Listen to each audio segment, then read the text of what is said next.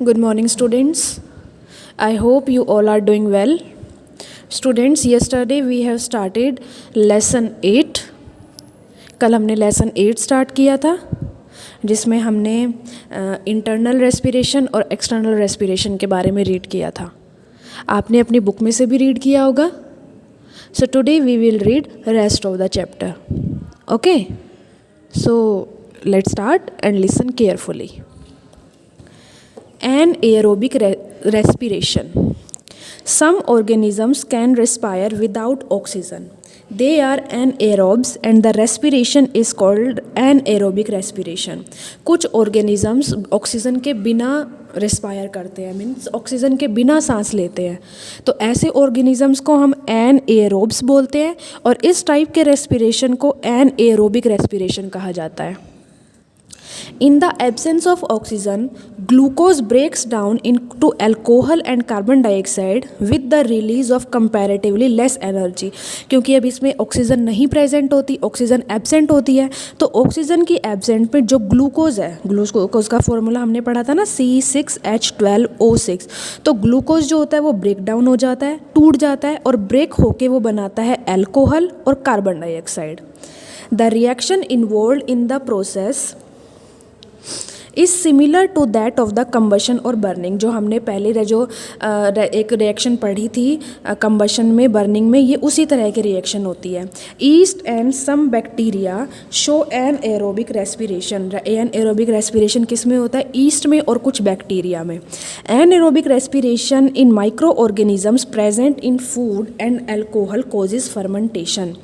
Anaerobic respiration micro organisms के द्वारा होता है और ये माइक्रो ऑर्गेनिजम्स जो होते हैं ये खाने में, मतलब फूड में प्रेजेंट होते हैं, जिससे फर्मेंटेशन होती है. फर्मेंटेशन का मतलब होता है कि जो फूड जो होता है वो ख़राब हो जाता है. Okay, many plants can respire aerobically for a while if covered by flood waters.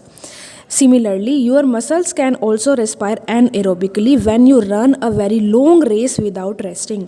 कुछ प्लांट्स जो होते हैं वो anaerobically रेस्पायर करते हैं जब वो, मतलब कुछ समय के लिए, जब वो पानी से मतलब कवर होते हैं, क्योंकि वो पानी में मिक्स ऑक्सीजन का यूज़ कर लेते हैं. तो इसका मतलब है कि वो बाहर की जो ऑक्सीजन है उससे रेस्पायर नहीं करते, उससे सांस नहीं लेते. ऐसे ही हमारी मसल्स जो होती हैं वो anaerobically रेस्पायर करती है. कब करती है? जब हम बहुत देर तक दौड़ते ही रहते हैं. Okay. During anaerobic respiration, lactic acid is produced instead of carbon dioxide as waste product. Anaerobic respiration में जो कार्बन डाइऑक्साइड जो प्रोड्यूस होती है उसकी जगह पे लैक्टिक एसिड बनता है. The accumulation of lactic acid in the muscle causes fatigueness and pain. तो इस लैक्टिक एसिड की वजह से ही हमारी बॉडी में पेन होने लग जाता है. You get relief from a pain after a hot water bath or a massage. और आप इस पेन से कैसे रिलीफ कर सकते हैं? कि जब आप गर्म पानी से नहा लो या फिर एक मसाज.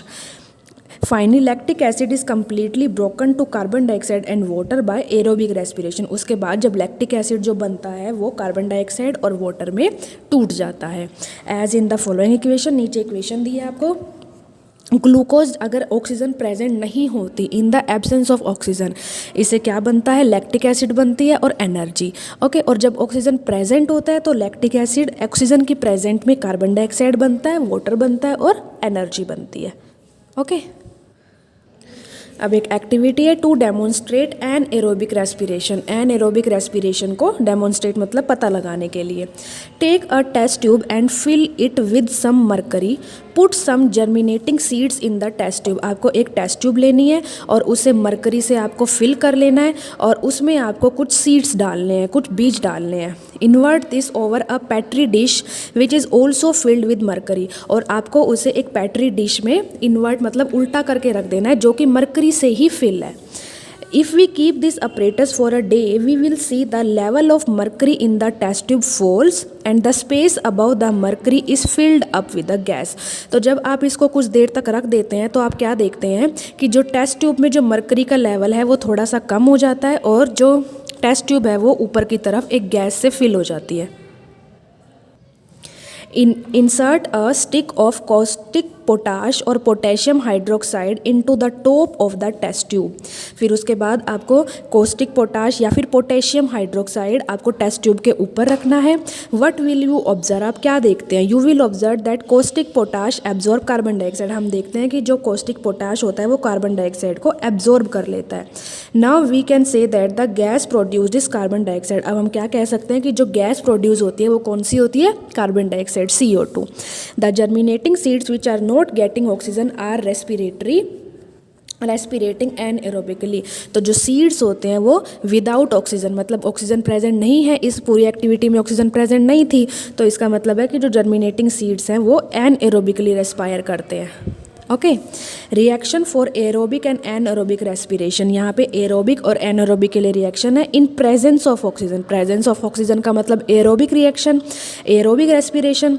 तो इसमें ग्लूकोज किस में टूटता है, किस में ब्रेक डाउन होता है? कार्बन डाइऑक्साइड में, वाटर में और एनर्जी में। और इन एब्सेंस ऑफ ऑक्सीजन, जब एब्सेंस ऑफ ऑक्सीजन होगा तो एनएरोबिक रेस्पिरेशन होगा। इससे ग्लूकोज किस में ब्रेक डाउन होता है? अल्कोहल में, कार्बन डाइऑक्साइड में और एनर्जी में। Some cells in our body are also capable of respire anaerobically but only for a short span of time. These are the muscle cells. हमारी body में कुछ sales ऐसी होती हैं जो थोड़े समय के लिए एनारोबिकली रेस्पायर करती हैं, लेकिन वो उनका मतलब वो थोड़े समय के लिए ही एनारोबिकली रेस्पायर कर सकती है, मतलब विदाउट ऑक्सीजन रेस्पायर कर सकती है। ओके, और वो कौन सी सेल्स होती हैं? Muscle cells. Difference between aerobic and anaerobic respiration.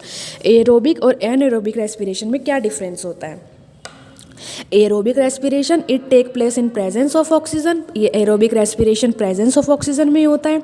Anaerobic respiration in take place in absence of oxygen. Anaerobic absence of oxygen में होता है। Glucose is completely oxidise to release carbon dioxide, water and energy. Aerobic respiration में glucose जो होता है वो क्या बनाता है? कार्बन डाइऑक्साइड बनाता है, वाटर बनाता है और एनर्जी बनाता है।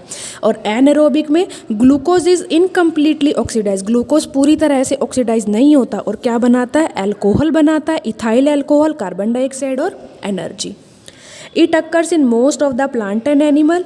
एरोबिक रेस्पिरेशन प्लांट और एनिमल्स में होता है।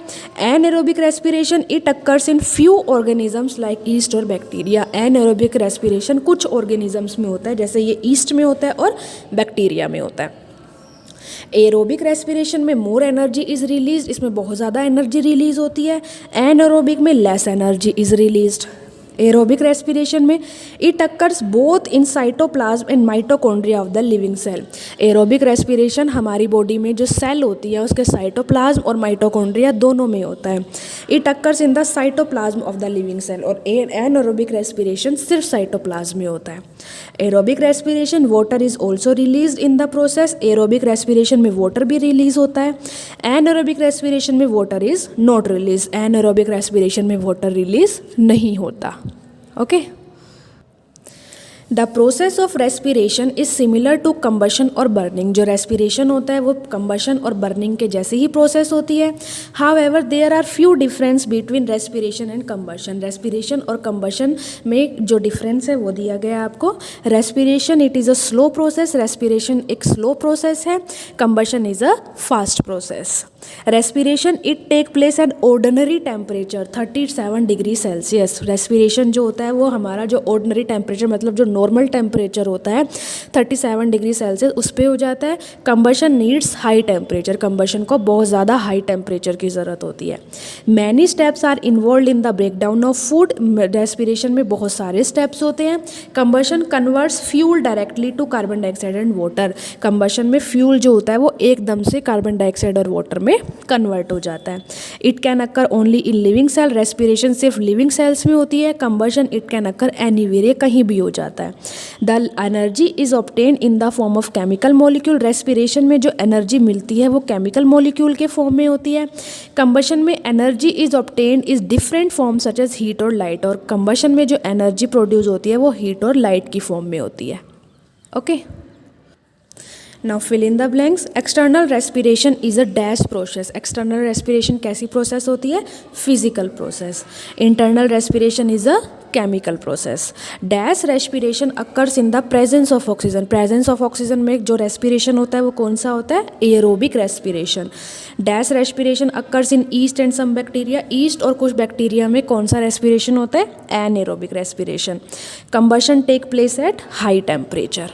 ओके, अभी हमने रीड किया कि रेस्पिरेशन होता क्या है, रेस्पिरेशन के कितने टाइप्स होते हैं. अब हम पढ़ेंगे रेस्पिरेशन इन प्लांट्स. प्लांट्स में कैसे रेस्पिरेशन होता है. Okay, like all other living organisms, plants also respire for their survival. Oxygen is used and carbon dioxide is given out. Energy is also produced during this process. However, no specific organs for breathing are present. The exchange of gases take place by the process of diffusion. अब सभी living organisms की तरह plants भी respire करते हैं, plant भी सांस लेते हैं अपने सर्वाइवल के लिए. ऑक्सीजन इसमें यूज़ की जाती है और कार्बन डाइऑक्साइड बाहर निकाल दी जाती है और इस प्रोसेस में एनर्जी भी प्रोड्यूस होती है. लेकिन प्लांट में कोई स्पेसिफिक ऑर्गन प्रेजेंट नहीं होता रेस्पिरेशन के लिए. उसमें एक्सचेंज ऑफ गैसेज होती है, जिस उस प्रोसेस को हम क्या बोलते हैं? Diffusion. Leaves have tiny pores called stomata on their lower surface. Leaves के जो लोअर सरफेस, जो नीचे के तरफ का जो सरफेस होता है, उस पर छोटे छोटे पोर्स प्रेजेंट होते हैं, जिसे हम क्या बोलते हैं? Stomata. Stomata traps air and the exchange of gases take place inside the plant. जो वो स्टोमेटा में जो छोटे छोटे पोर्स होते हैं वो एयर को ट्रैप कर लेते हैं और एयर को पकड़ लेते हैं. ओके, और उन स्टोमेटा के थ्रू ही गैसेस का एक्सचेंज होता है. Plant also have tiny opening called lenticels on their stem. Plants में छोटी छोटी ओपनिंग होती हैं उनके स्टेम पे, जिसे क्या बोलते हैं? Lenticels. And roots for the purpose of breathing. और रूट स्टेम में होती है और रूट में होती है छोटे छोटे पोर्स होते हैं, छोटे छोटे ओपनिंग होती है, जिसे हम लेंटिसेल्स कहते हैं. और इनका क्या काम होता है? ब्रीथिंग के लिए. A stomata opening surrounded with two guard cell and several subsidiary cell is called stomatal apparatus. Stomata में दो गार्ड सेल होती हैं. देखो आपको यहाँ डायग्राम भी दिया है, इसमें दो गार्ड सेल होती हैं. ओके, और छोटी छोटी सब्सिडरी सेल्स होती हैं जिसे स्टोमेटल अपरेटस कहते हैं. The opening and closing of stomata is brought about by the expansion and compensation of the guard cell. तो स्टोमेटा ओपन होता है और क्लोज होता है, जो कि कैसे होता है? जब एक्सपेंशन और कंट्रैक्शन होता है गार्ड सेल का. Guard cell expand and contract due to the flow of water in and out of the cell and the exchange of gases take place in the cell. जो guard cell वो expand होती है और contract होती है. कब होती है? जब उसमें सेल गैसेस का और वाटर का फ्लो होता है, मतलब गैसेस और वाटर अंदर बाहर आती हैं. तो जो गार्ड सेल्स होती हैं वो एक्सपैंड होती है और कॉन्ट्रैक्ट होती है. Stomata are the minute pores on the surface of leaves. Exchange of oxygen and carbon dioxide take place through these pores. Stomata जो होते हैं वो छोटे छोटे पोर्स होते हैं लीव्स के सरफेस पे, और एक्सचेंज जो ये पोर्स होते हैं इनमें से एक्सचेंज ऑफ ऑक्सीजन और कार्बन डाइऑक्साइड होता है. Young stem also have stomata as in the leaves. मतलब जो यंग स्टेम होते हैं, मतलब जो पूरी तरह से मैच्योर स्टेम नहीं होते, उनमें भी स्टोमेटा प्रेजेंट होते हैं. In old woody stem, lenticels develop below the bark for gaseous exchange. Roots take in oxygen for the air spaces present between the soil particles and the oxygen diffuses through the general surface of the roots. जो old woody stem होते हैं, जो बहुत पुराने stems होते हैं, उनमें lenticels present होते हैं. उनके बार्क के नीचे, जो उनका तना होता है उसके नीचे, वहाँ पे भी गैस का एक्सचेंज होता है. और रूट हेल्प करती हैं जो एयर स्पेसिस होती है उनमें से ऑक्सीजन को लेने में सोइल पार्टिकल्स के बीच में, और and the oxygen diffuses through the general surface of the roots. Okay, so students, you have to read this chapter from your book. Rest of the chapter we will read tomorrow. Thank you.